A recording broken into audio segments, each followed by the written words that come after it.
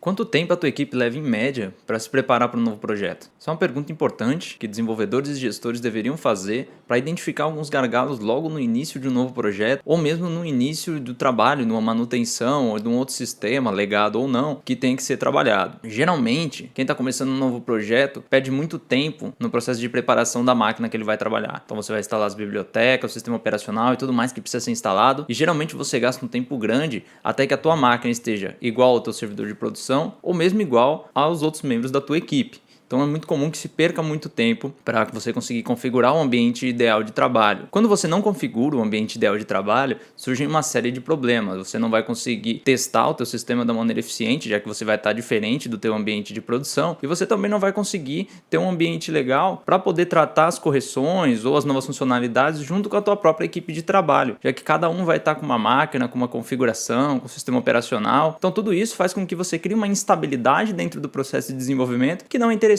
e que também não é financeiramente interessante. Então não é só uma parte técnica, mas também uma questão financeira. Nesse vídeo eu vou tratar basicamente de duas soluções de virtualização, digamos assim. Não é exatamente virtualização, mas a gente pode falar assim só para facilitar um pouco mais o entendimento, né? Então a gente vai falar do Docker e também do Vagrant. São duas soluções que tentam, de uma maneira bem direta, fazer com que os desenvolvedores e a equipe de desenvolvimento possam trabalhar de uma maneira coerente e consistente, de modo que todos trabalhem dentro da mesma infraestrutura, digamos assim, mesmo cada um na sua própria máquina. Antes de eu falar de cada uma dessas soluções, é importante a gente falar do que é a ideia da virtualização, o que está por trás disso. A ideia da virtualização, basicamente, é eu dentro da minha mesma máquina, do meu mesmo hardware, colocar mais de um sistema operacional, mais de uma arquitetura, às vezes, de sistema operacional, de modo que eu não dependa exatamente do que eu tenho instalado na minha máquina, lá diretamente no meu boot, para fazer com que o meu projeto, ou o meu sistema, ou qualquer software que eu tenha, funcione. Então a ideia basicamente é você desacoplar um sistema operacional, uma nova versão do sistema operacional, do teu sistema operacional atual. Então eu posso, dentro do conceito ou dentro da prática da virtualização, ter dentro do meu... Suponhamos que eu tenho uma máquina Linux, por exemplo. Eu posso ter uma máquina virtual ali, Windows instaladas também, compartilhando memória com o meu sistema Linux. Não é dual boot, que é muito comum a gente fazer. A virtualização, eu dou boot normal no meu sistema Linux e depois eu inicio o meu sistema operacional Windows. Então eles vão estar ali coexistindo, enquanto um está rodando, o outro também está rodando ali numa janela, como se fosse um aplicativo normal. Só que na prática é um outro sistema operacional. Uma diferença importante, só para a gente não cair num problema de conceito, é que a virtualização não acontece exatamente no Docker. O Docker não é uma virtualização, mas só para que a gente possa ter um parâmetro de comparação no processo de desenvolvimento, como cada um é aplicado no processo de desenvolvimento, eu vou manter aqui a ideia de virtualização. Mas tenha em mente que o Docker não é exatamente isso e não é somente isso. Uma das principais ideias da introdução da virtualização dentro do ambiente de desenvolvimento é fazer com que o setup de um novo projeto seja rápido e que também você tenha um parque consistente, que as pessoas possam trabalhar dentro da mesma máquina de maneira que todos testem sob a mesma infraestrutura. Então, se eu estou desenvolvendo um projeto que vai ser executado em produção com um servidor tradicional, vamos lá, um servidor tradicional Apache com PHP, por exemplo, eu vou instalar dentro da minha máquina virtual o Apache e o PHP e fazer com que todos os meus desenvolvedores trabalhem dentro daquela máquina virtual, mas atenção, cada um na sua máquina. Não é todo mundo como se fosse um servidor, todo mundo acessando o servidor, não. Cada desenvolvedor vai ter uma máquina virtual dentro da tua própria máquina. Esse é o conceito geral, e os problemas aí que querem ser resolvidos são basicamente a velocidade do setup. Você não quer que a tua equipe perca tempo. Por exemplo, quando chega um novo membro na tua equipe, quem já passou por isso sabe, você perde muito tempo preparando a máquina que você vai começar a trabalhar, e também garantir que o processo seja consistente. Ou seja, eu não vou ter ambientes diferentes executando a mesma aplicação, de modo que se aparece um erro em um, aparece erro em outro, ou em um funciona e um em outro. Então a ideia é que você acabe com aquele mal da área de desenvolvimento, quer dizer que na minha máquina funciona. Então se não funciona em nenhuma máquina, não é para funcionar em nenhuma das máquinas, e desse modo a gente garante a consistência, beleza? Vamos falar então de uma dessas soluções, a primeira delas, que é o Vagrant. Qual que é a ideia do Vagrant? O Vagrant é uma ferramenta de linha de comando que usa basicamente a infraestrutura do VirtualBox. Quem já mexeu com virtualização sabe o que é isso. Então você vai usar a infraestrutura do VirtualBox para criar uma máquina virtual a partir de um box, que é como é dado o nome dentro do Vagrant. Box nada mais é do que uma imagem que pode ser disponibilizada de maneira oficial, que pode ser disponibilizada de maneira individual por um distribuidor, pela Red Hat, pela Ubuntu, enfim, pelo distribuidor que for, ou pode ser modificada pela própria comunidade. Então você pode baixar um box que já vem com Apache, com PHP, com WordPress já instalado, e o que você vai fazer é só acoplar ali os componentes que você precisa, criar uma nova imagem e distribuir essa nova imagem para a tua equipe. Seja a imagem pronta ou a imagem base, junto com um script que o Vagrant vai permitir, dizendo quais são as modificações que são executadas. Então sempre que a tua equipe for executar lá o comando do Vagrant para iniciar, Vagrant Up ou Vagrant Start, eu não me recordo exatamente, mas executar qualquer um deles, aquele script vai rodar. E aí você vai executar uma série de comandos, uma série de parâmetros que vai fazer com que aquela imagem base ela seja configurada de modo a operar corretamente o teu projeto. Então vai acontecer na tua máquina, supondo que você tem um Linux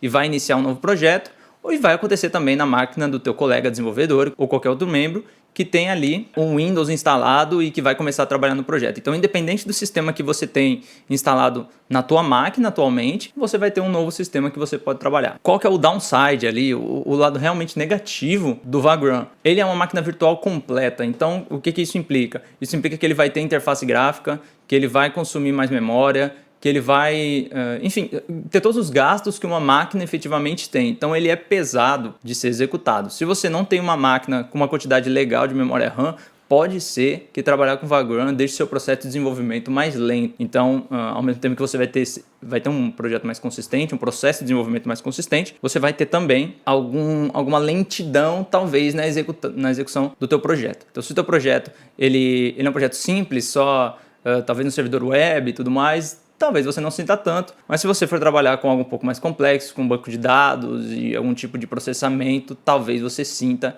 e comecem a surgir alguns problemas no Vagrant. Mas no geral o Vagrant é uma excelente solução e como o setup é rápido, existem muitos boxes disponíveis, é muito rápido você se preparar para o desenvolvimento utilizando o Vagrant. O Vagrant também tem uma característica interessante, e como ele usa VirtualBox, ele é bastante difundido pela comunidade, então tem muita coisa pronta com relação à VirtualBox também, então se você tiver alguma dúvida, alguma coisa, é fácil de ajustar. E outra característica interessante do Vagrant é que ele vai te dar acesso a hardware, né? O hardware é compartilhado entre a minha máquina virtual e a minha máquina hospedeira, então eu posso utilizar todos os hardwares que estão na minha máquina hospedeira, caso o meu projeto exija. Então, se você está trabalhando num projeto de, vamos supor, reconhecimento facial, por exemplo, você precisa ter acesso à webcam para fazer um teste ou aplicar algum experimento, você pode fazer dentro da máquina virtual, porque ela vai ter acesso ao hardware. Então essa é uma característica também bem legal no uso do Vagrant. A outra solução, que como eu falei, não é exatamente virtualização, mas eu vou usar aqui um arrumadinho para a gente conseguir comparar, é o Docker. Qual a ideia por trás do Docker? A ideia do Docker é a seguinte: a gente não vai virtualizar uma máquina. O que a gente vai fazer aqui? A gente vai utilizar o próprio kernel da minha máquina Linux. Eu esqueci de falar também, mas você pode usar o Docker dentro do Windows. O que vai acontecer é que quando você instalar o Docker, o próprio sistema vai instalar uma máquina virtual Linux ali para executar os comandos dentro dela. Mas na prática, a execução é exatamente a mesma. Para criar um novo processo, e esse novo processo vai rodar uma série de instruções que vão criar um novo sistema operacional, digamos assim, que vai operar exclusivamente naquele processo, desacoplado do restante do meu sistema. A princípio o conceito é um pouco complicado, mas a ideia na realidade é bem mais simples do que o conceito geral do Vagrant. Eu não vou ter uma máquina virtual, eu vou ter um processo que vai rodar na mesma infraestrutura de uma imagem, por exemplo, vamos imaginar aqui que eu quero trabalhar com o Ubuntu, por exemplo. Então eu vou baixar a imagem do Ubuntu e vai ter instalado, entre aspas, naquele processo, naquela máquina, somente o que eu efetivamente vou precisar para executar aquele processo. Então vamos por partes aqui. Quando eu vou iniciar um novo trabalho utilizando o Docker, eu vou utilizar um container, e aí o contexto é diferente do Vagrant, não é uma máquina virtual, é um container. E um container, ele vai ter ali uma imagem que você vai baixar do próprio registro do Docker, ou você vai criar essa imagem baseada nas mudanças que você vai fazer. E esse container, você vai rodar ele dentro de um processo acoplado na tua máquina. Então não é virtualização, é apenas um novo processo rodando numa infraestrutura um pouco diferente, com um processo diferente. O que leva a isso de diferença entre o Docker e o Vagrant? o Docker vai ser muito mais leve para ser executado porque ele não vai utilizar os recursos da máquina como um todo, ele não vai precisar da memória da máquina, ele não vai precisar de uma série de coisas, não tem interface gráfica, então uma série de coisas vão deixar de ser necessárias e a gente vai poder focar mais no que efetivamente é necessário. Essa ideia de container e containerização do processo de programação é que a gente desacople cada vez mais cada componente da nossa aplicação. Então, cenário hipotético, a gente tem ali o mesmo conceito que a gente tinha lá no Vagrant, por exemplo. A gente vai instalar um servidor web aqui que vai rodar o WordPress, cenário hipotético. O que a gente vai fazer? A gente vai baixar uma imagem do Docker ou completa com WordPress, e aí a gente tem a possibilidade de baixar ela já com MySQL e com tudo mais que precisa, ou a gente vai fazer a melhor prática possível, que é, eu vou baixar uma imagem contendo o meu WordPress, eu vou baixar uma imagem contendo o meu servidor web, Nginx ou Apache, e eu vou também baixar o meu MySQL. Então, qual a ideia aqui? Eu vou ter 3 containers para rodar uma mesma aplicação. Cada container é um processo isolado na minha máquina, vai rodar com o seu próprio usuário dentro da sua própria estrutura, mas eles têm uma network entre si, uma rede entre si, e eles podem se comunicar localmente como se fossem na mesma máquina. Eles podem também compartilhar volumes, então se meu servidor web precisa se comunicar com o meu banco de dados para ler, sei lá, fazer alguma coisa, eu posso compartilhar o volume também entre eles. Então, a princípio, a ideia do Docker ela é um pouco mais complicada, ela parece um pouco mais complicada no contexto, mas na realidade ela é muito mais prática do que o Vagrant, por exemplo. Se você for baixar uma imagem do Vagrant ou começar um trabalho, você vai baixar ali meio giga, quase sempre, né, um sistema operacional completo, para começar um projeto. No Docker, uma imagem vai ser, sei lá, 100 megas, 100 e poucos megas. Então vai ser um processo muito mais rápido, ele mantém tudo em cache também. Se você não mudou a imagem, ele vai conseguir reutilizar uma máquina que você já tem localmente. E não confunda, tá? Tô falando máquina aqui, mas eu tô querendo dizer imagem, tá? Esse conceito se mistura um pouco com o Vagrant. Então, quando você precisa de uma imagem, ela já tem aquela imagem ali localmente para você utilizar, tá?